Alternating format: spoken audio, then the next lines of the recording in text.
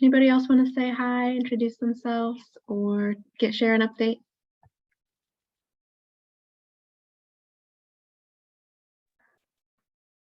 I'll say hi. I'm Caitlin. I'm a librarian at Plano Public Library in Plano, Texas. And I have been a lurker on the Library Builds business Slack for a while. So I'm excited to get to listen in today. It actually works with my schedule. But I have gone through the mentor coaching program with Andriana McClear, and she is amazing. And if you haven't taken up that opportunity for the Libraries Build business coaching through ALA, I highly recommend it. It has helped me a lot, and how I've been participating in entrepreneurship and librarianship in public libraries, because that's not originally my specialty, and it's something I have really benefited from in coaching and learning about as I kind of get more into business librarianship. So it's exciting, really great. Thank you so much for offering it. And hello. Thanks, Caitlin. It's great to hear from you, and that's great feedback. Thank you so much. And Rosalind is chiming in. Thank you, Rosalind.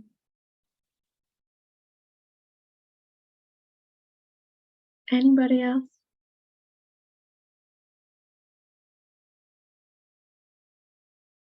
Okay, well, Jennifer, I'm going to turn it over to you. And thank you again for being here and sharing with us today. Thank you so much for having me. Hi, everyone. I'm in an unusually sunny Rochester, New York. Usually we have snow about now, but it's actually like 70 degrees out. So global warming, yay. Okay, so cannabis startup. So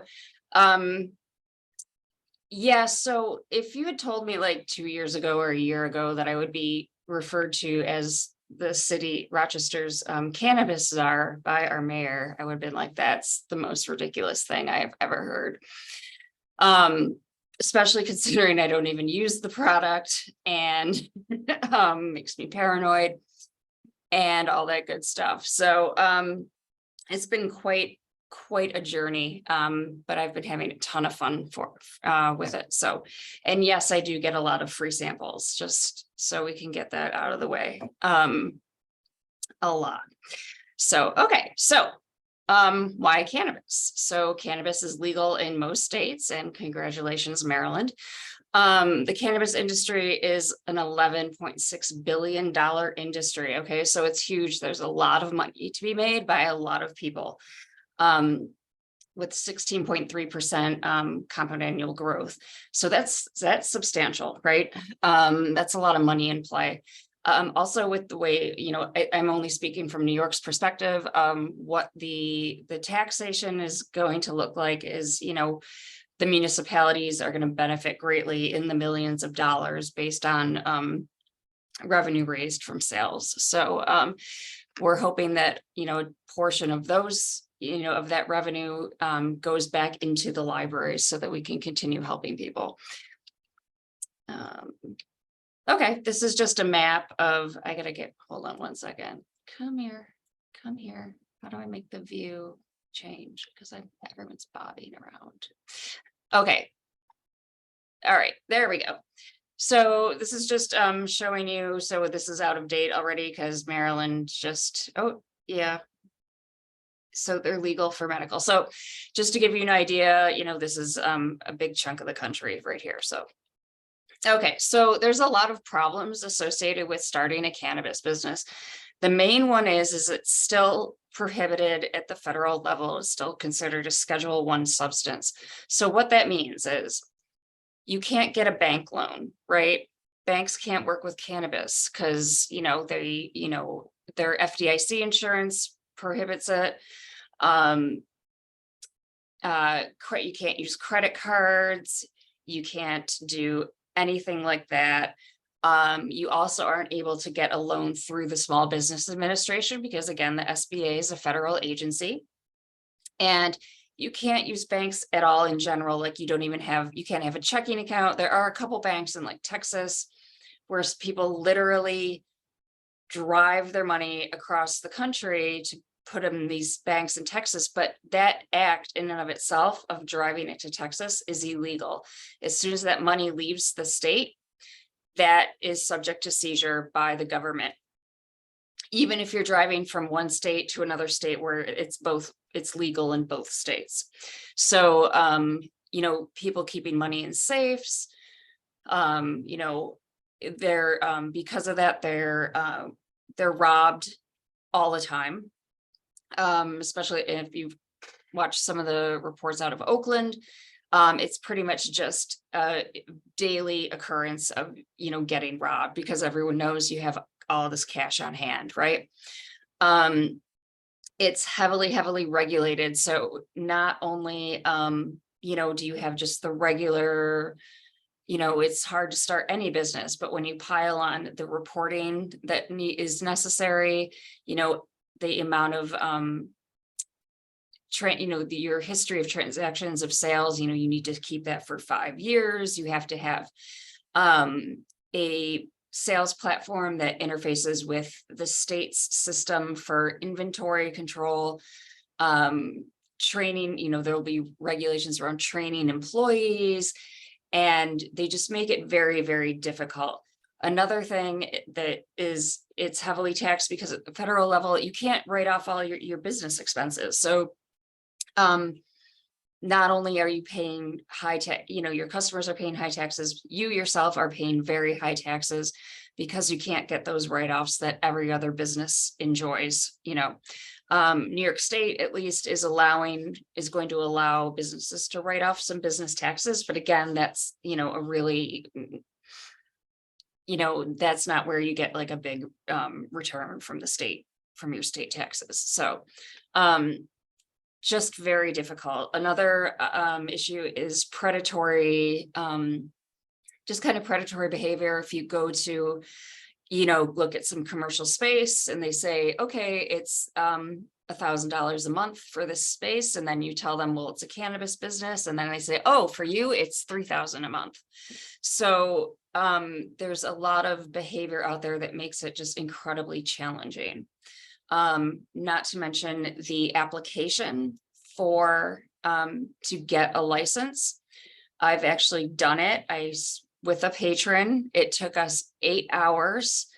It was 52 pages long, and they asked for multiple uploads, but you could only, like, multiple files, but you could only upload one file. So they're like, give us 2 years of taxes, but you can only upload one. And you're like, you know, it's the state, you know, what are you going to do? But so, you know, very tedious, very cumbersome, not really, you know, and people asking me, you know, is this right? I'm like, I don't know, you know, your guess is as good as mine. So that's kind of what you're dealing with in a nutshell. Okay. So, you know, again, federal funding prohibits, you know, most, you know, entrepreneur assistance programs. So you know, what I did was I went through and called all of our organizations and said, will you work with cannabis? Yes or no? And I made a separate, we have a brochure on, you know, community partners that help small businesses. And I made one just for cannabis because it's much smaller, right? So even like the Small Business Development Center, they get their funding from the SBA. So they're out of the picture. We refer a lot of people to the Kiva platform for fundraising, and they will not allow cannabis businesses because they use PayPal, and PayPal will not allow that. So I encourage you to just be very blunt and ask your partners, you know, are you comfortable working with these businesses, and B, are you actually permitted to, or is your federal funding going to be at risk? So our strategy here has been, you know, is basically kind of 3 things, which is finding the right partner, providing programming, and providing support. So what does that look like? So Hemp Lab, we are very fortunate to have a nonprofit called Hemp Lab in our area. And they've been around for a very long time. And now that it's legal, they needed to, you know, veer away towards running their own business. So what ended up happening was they gave us their funds. They took all their funds and donated it to us through our Friends and Foundation. And we work together now, but basically the library assumed Hemp Lab, but we still work with the founders on providing programming and things like that. So we already had like kind of a built-in network of, people that were part of Hemp Lab and wanted to learn more and all that good stuff. So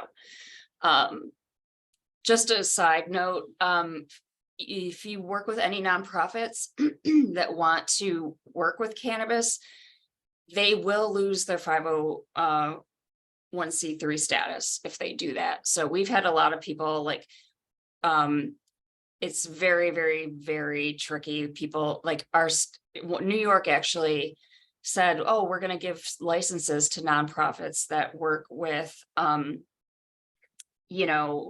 people, ex-offenders and things like that. And it's like, but you can't, I mean, I don't know. It's very tricky. Again, it's very tricky. So programming. So as soon as it became legal, we started with programming, and we started with the Cannabis Industry Meetup. So this meets once a month, and it's for anyone who is in the space or wants to get into that space. And we do everything from seed to sale. This is how you grow. This is how you, sell it. This is, how you transport it, and really deep dives into some of the things that are required for licensing. Like in New York, you need to have a labor peace agreement as part of your license application. So that means attorneys, and making sure that you have that sorted out. It doesn't mean they have to have a union. It means that you have to have a system in place for should they choose to unionize.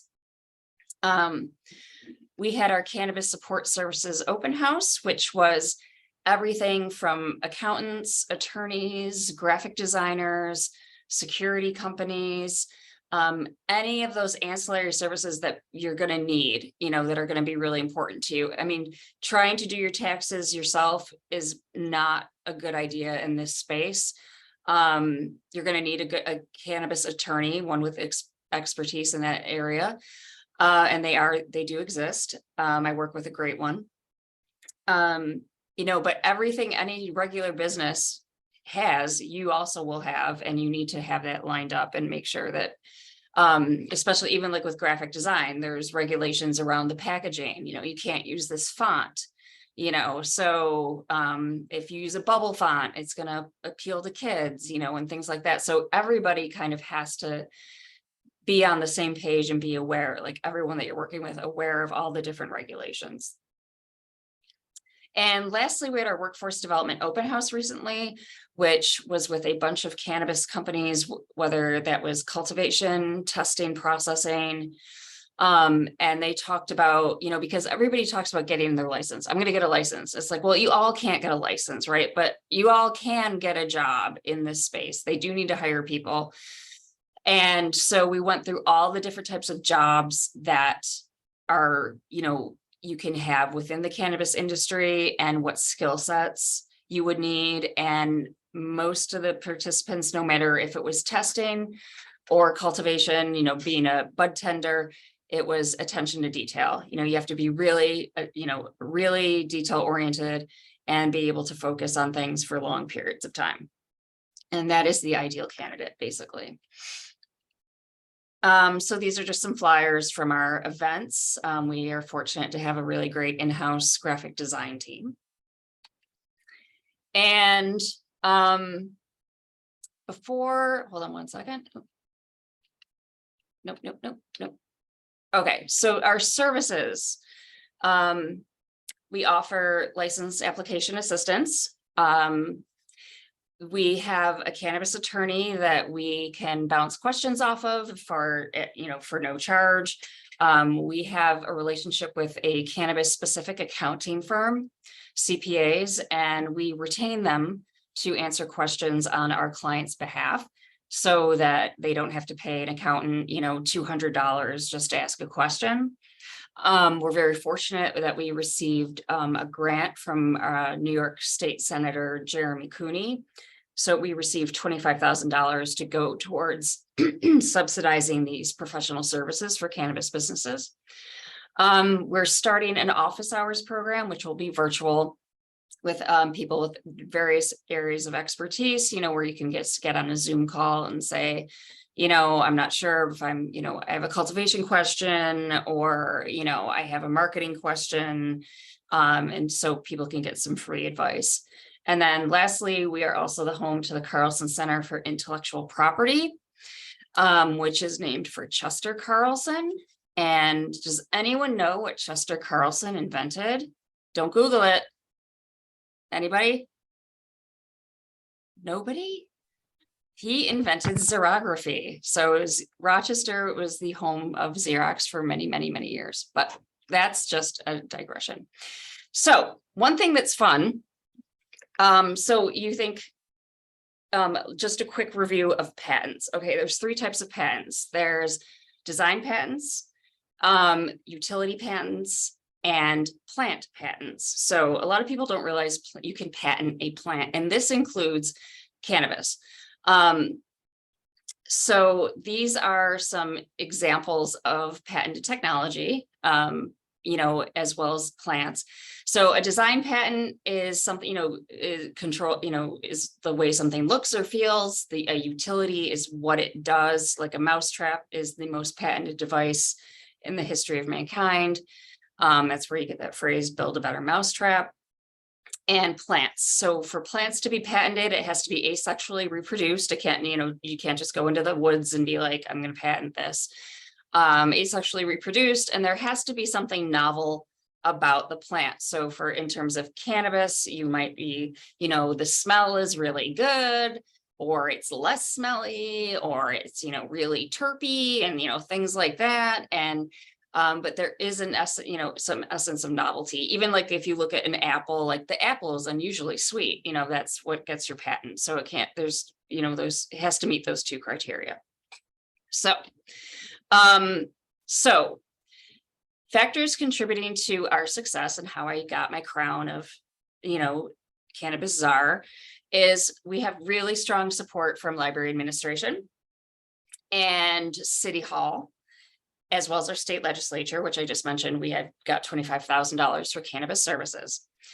But the most important factor was legacy community buy-in. So what do I mean by the legacy? So legacy, we call the legacy market people that formerly, dealt marijuana during Prohibition, so drug dealers. And our community, our people from the legacy market are actually incredibly organized.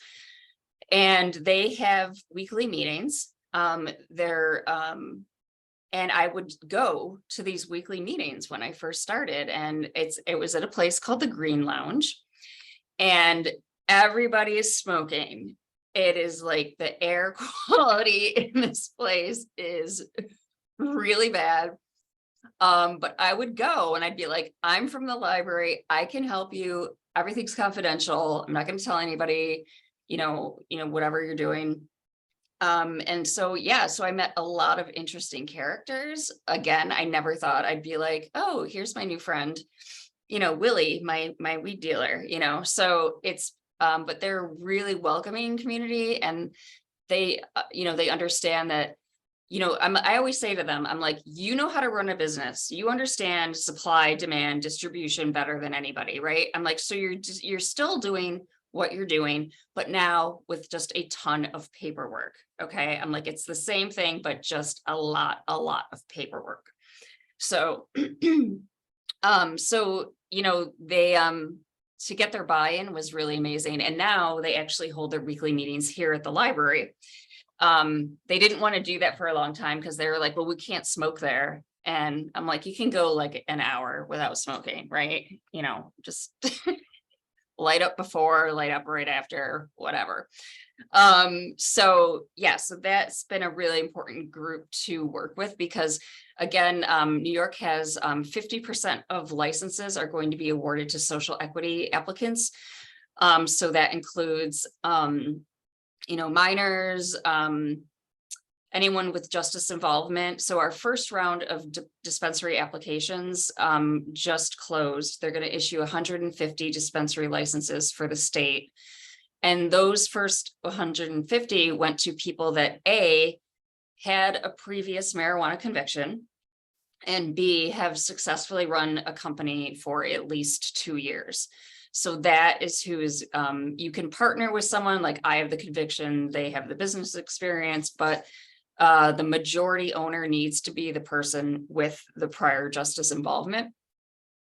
And so we should be learning about who we're going to get 9 dispensaries in the Finger Lakes region, which includes Rochester. So we're anxiously awaiting to see, you know, who got those licenses. So that's pretty much that. Let's see. Obstacles. Okay, so our friends and foundation, they accepted the funds from Hemp Lab, but they do not like the concept. So we don't say cannabis, we say agriculture, right? These are for agricultural initiatives. And they won't do any fundraising for us so only our Hemp Lab funds can be used for cannabis initiatives. They will not allow any of their own funds to be used for it.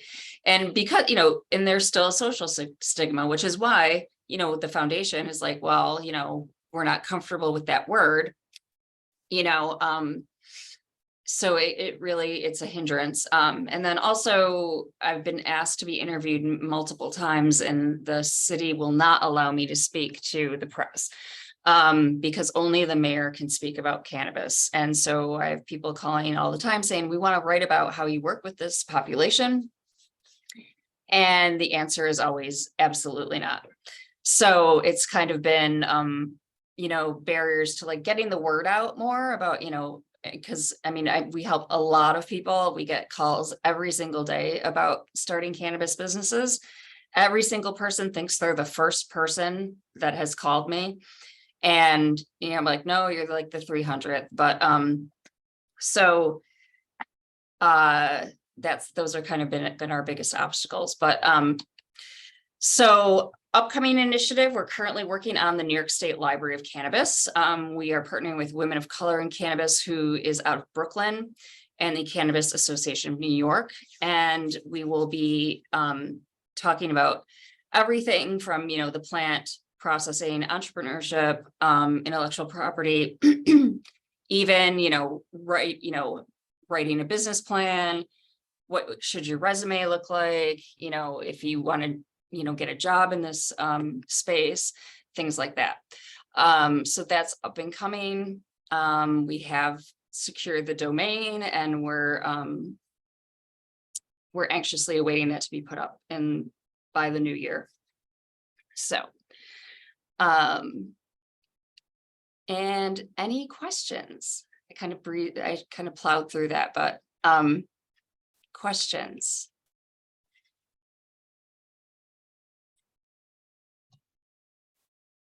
Jennifer, there are a few that came through the chat. Oh, okay. Let me see. Let's see. Rosalind says, when you say cannabis business, do you mean farms or dispensaries or both?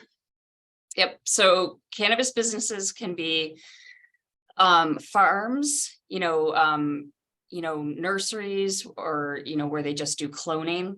It can be dispensaries, it can be processing, it can be testing. So at least in New York State, every single thing that is legally sold will have to be tested to test for the amount of THC. So in the taxation is going to work like alcohol. So the higher the, you know, percentage of alcohol, like, you know, wine versus vodka.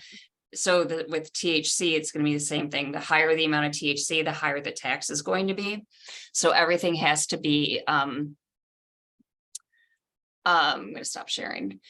Everything has to be tested, and everything, you know, so that whether that's an edible or flower or whatever. So yeah, so every type of thing. There's also delivery licenses that you can get or will be able to get. Okay, yeah, they're a generally mellow group. They are. But I've done a lot of work with them in terms of soft skills. So I'm like, okay, we had a meeting at 9. It's 9:30. I'm not going to meet with you now because it's 9:30. So I always refer to cannabis time, where I'm like, no, this is how the real world is going to work. When I say 9, I mean 9, right? I don't mean 9:30. I don't mean 9:30-ish. I mean 9. And their meetings would get very unruly. And I had to like implement like the talking stick, where I'd be like, no, stop it, stop, because everybody, and then like, and not to use foul language, but one time I'm like, all right, guys, next time I want just a few less motherfuckers. Okay. Just, can we like just a few, every other word. And I'm like, because these are important. You're going to be a professional, come on. And then I'm like, just cut it down to fuckers. Would that work? And so we do a lot of things around, you can't use your street name to sign a legal document, sorry, ninja, so Yeah. it's, there's a lot of things like that we also work on. Licensing. So anyone who wants to sell, grow, or process or test cannabis needs to have a license from the New York State Office of Cannabis Management. So that is like, so the first round of licenses for dispensaries were called the CARD license, which is Conditional Adult Use Recreational Dispensary License. And that again is the one that was only given to people with a prior marijuana conviction or and had 2 years of successfully running a business. So, but anything you want to do, whether you want to transport, if you want to be the Uber, Uber Eats of cannabis, there's a license. You want to grow it, there's a license. Process, there's a license for that too. So you cannot be in that space at all. We have people, so oddly enough, right now, it's been decriminalized. But right now, because we're in like limbo of it's been decriminalized, but we still don't have any legal dispensaries operating, all of these corner stores have just popped up and, they're selling it outright, they're selling it. And everybody's like, well, they're selling it, so it must be legal. And I was like, no, it's not legal because they don't have a license yet. And so I don't expect the police to crack down on any of those locations until we actually have legal dispensaries that are a legal option for people to use. But so, yeah, there's a lot, and everybody's like, no, it's legal. I'm like, no, it's not. I mean, like, feel free to use it, but I mean, I'm just letting you know that it is actually illegal. So the conditional aspect of that license is it is a 2-year license. You cannot transfer it to someone else. You can't, it's yours and yours alone. And yeah. Okay, is it legal throughout the state or is it by city? So it is legal in New York State, but each municipality can opt in or opt out of having a dispensary. So there's some suburbs that we're not gonna opt in. It's pretty again detrimental because the amount of tax revenue, they're losing millions of dollars in tax revenue that could go fund important initiatives. So we do have, kind of the city, obviously opted in, and probably like half of the suburbs, but there is a website that'll show you every town and village in New York State and whether they opted in or out. But so we haven't received any pushback from people that didn't want it legalized. I think initially there was some, tension around, I don't think it should be legal, but then once it was legal, it's like, well, it's all done, you lost, sorry. And I do not work with other librarians in the state. We're really like the only library that is tackling this. And again, I think we're just really, fortunate that we had Hemp Lab. We had a great partner already built in. But to my knowledge, we're really like the only ones like really doing intensive programs and services around this industry, to my knowledge. Yeah, here in Southern Oregon, I get whenever I bring up the subject of cannabis, which is a huge crop here. Mhm. The whole valley Yeah. smelled like dope for 2 weeks in October. I'm like, Mhm. does no one else notice this? I'm getting a Mhm. contact high just Mhm. stepping outside my door. And they just it immediately launches a rant of these illegal grow operations. They're stealing all of our water. So Mhm. people just don't Yeah. even talk about it, but it's there. Do you get Yeah. pushback from the agricultural community about cannabis farms, hemp farms? Yeah. Yeah. My friend has a farm. He is one of the he does have a license to grow. He was one of the first people. And he had they right now people have to grow outside. You can't grow inside, this is Rochester. That's the stupidest thing I've ever heard. You know, we have like 3 months of sunshine. Right. But whatever. So, but his farm was raided. I mean, not raided, but people stole from his farm. They made out with about $500,000 in product. And, you know, again, they don't have insurance because insurance companies are not, you know, they don't have insurance. Insurance companies are like, I'm not going to insure your, you know, piles and piles of drugs. So, yeah, it's really, really tricky, but yes, we would love to work with other people. Brooklyn Neighborhood Entrepreneur Law Project. Cool. Yeah. Cause like I said, our Women of Color in Cannabis, one of our other partners, they're down in Brooklyn. And yeah, she does a lot of great, work down there. Her name's Shaloma Wagstaff. Yeah. Email me whatever, if you guys want any information on more specifics, anything like that.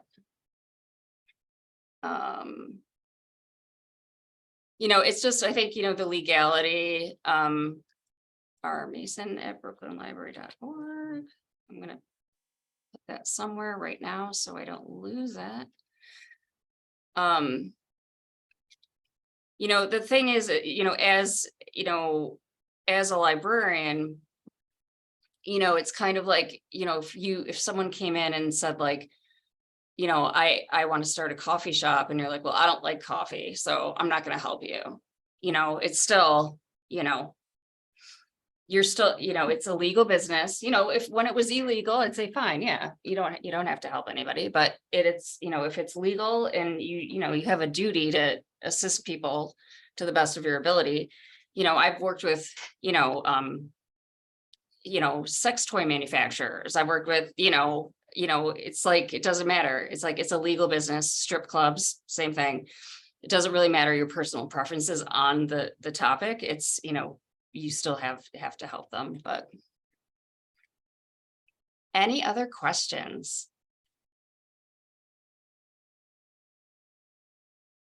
Anything? Has anyone had people come in and ask for help specifically around this type of business? No, not No. me, but the How prevailing about CBD? Yeah. the prevailing theme here is, all the cartels have all the good land locked up to grow illegally, so why should I go to the bother of trying to go through the licensing process to be legal? And I'm like, well, you have a point. I think Well, the black market's always going to be there. I mean, Yeah, because you're looking at the end of the day in New York, at least, you're looking at like a 36% tax on your weed. Now, if you're a regular weed smoker, you're like, I'm not going to start paying that much more for my weed. I'm going to get it from who I always got it from. But honey pot shop names, yeah. Yeah. Yeah, I haven't. Well, actually, the best names are not necessarily the stores, but the patents, the cannabis plant patents. Our favorite one is called Marriage Counselor. So it's like, they have some really great names for the plants. So yeah, so but I've learned so much, oh, smoking. That's a good one. Nice.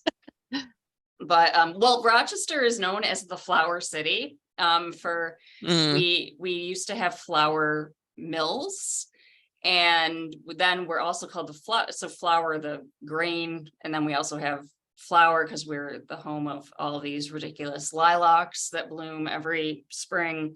So now we're just also another type of flower city. So but we love Cannabis. NYC is part of the NYC diverse.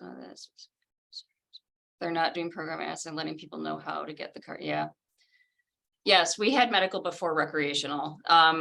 One thing that's kind of novel about New York is that because again, that equity aspect to it, 50% of licenses going to equity applicants, but they also don't want any behemoths to come in. So you can only get one license type. No one is allowed to fully vertically integrate, right? So there's no one who's going to be controlling, the whole supply chain.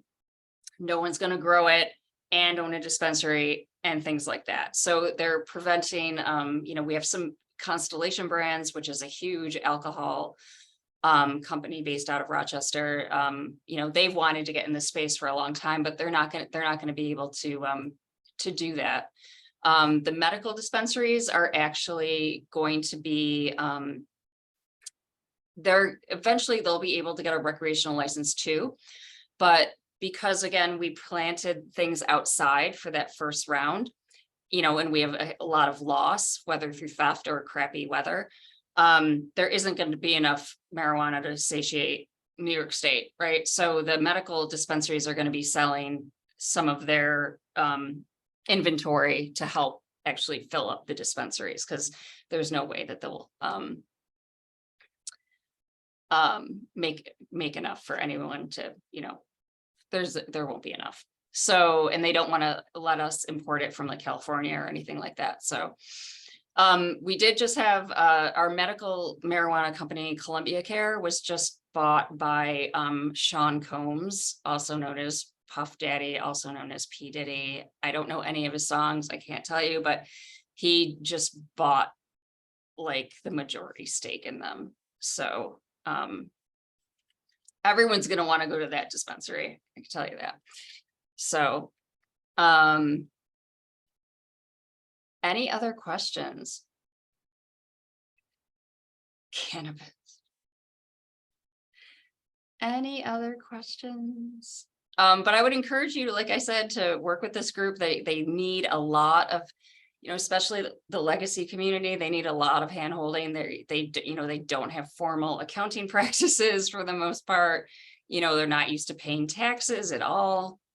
And it's a really great opportunity for them to start operating legally and build some more generational wealth that's on the books. So we're excited about it. So any other questions?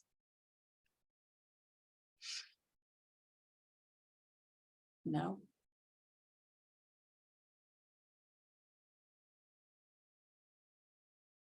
How do we, community members, like the people that are doing like the pop-up stores or like the legacy community?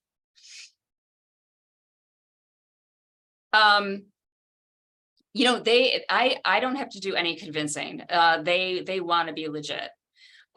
Because, they strongly believe that it shouldn't have been, prohibited in the first place. It's a lot less dangerous to your body than alcohol or cigarettes. And so the fact that it was illegal, is kind of the thing that's like stupid.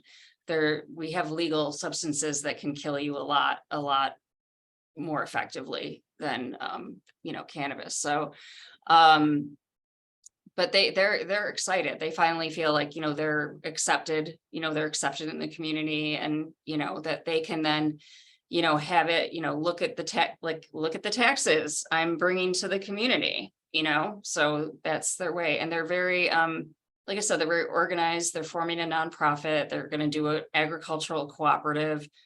You know, so it's going to be, they're a great group. And they don't mind that I'm like a white lady either, because there's lots of people in this space. If you think everyone in cannabis is a Black man, you are really misinformed. So I've worked with people of all, you know, makes and models, and, you know, there are, you know, because that was one of the main criticisms of the city, of why I couldn't speak about the work I was doing with the cannabis legacy community, was because I was white. And I was like, if you think there are no white female drug dealers, you are misinformed. You are misinformed, because I've met them and they're lovely. But, you know, so that's actually a really wrong assumption, to be like, everyone who deals, you know, looks like this person. And that's absolutely not true.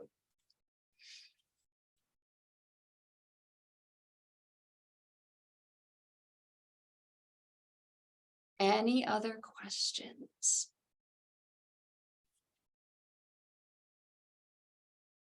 Anything?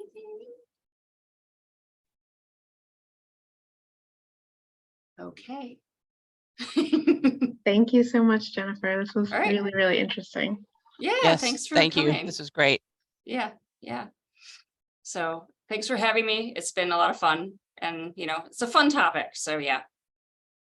Yeah, you'll have to keep us updated, because there's just so many different nuances to it. And Yeah. I think it's so interesting. And yeah, especially thinking about social equity and very interesting. Yeah.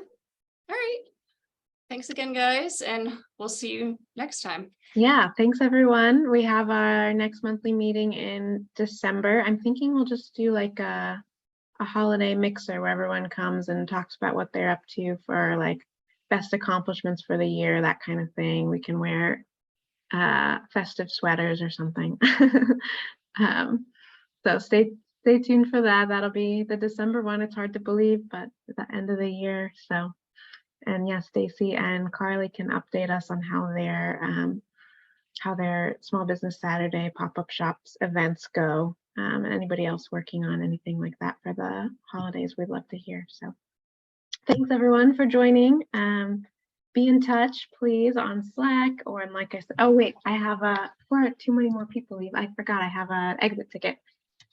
These are just 30-second evaluations to let us know what you thought about the topic, and if you have any suggestions for future topics. And that's what I was going to say. If anyone wants to be the facilitator or featured speaker in a month coming up, please let me know. You can email me directly, or you can make a note on the exit ticket there, and I'll follow up with you. So, but thanks everyone again. I'll keep the line open, so if anyone does want to chat with me, I'll be here for a few more minutes, but otherwise you're free to go, of course. So thank you again, Jennifer. It was really great. Thanks everyone for being here.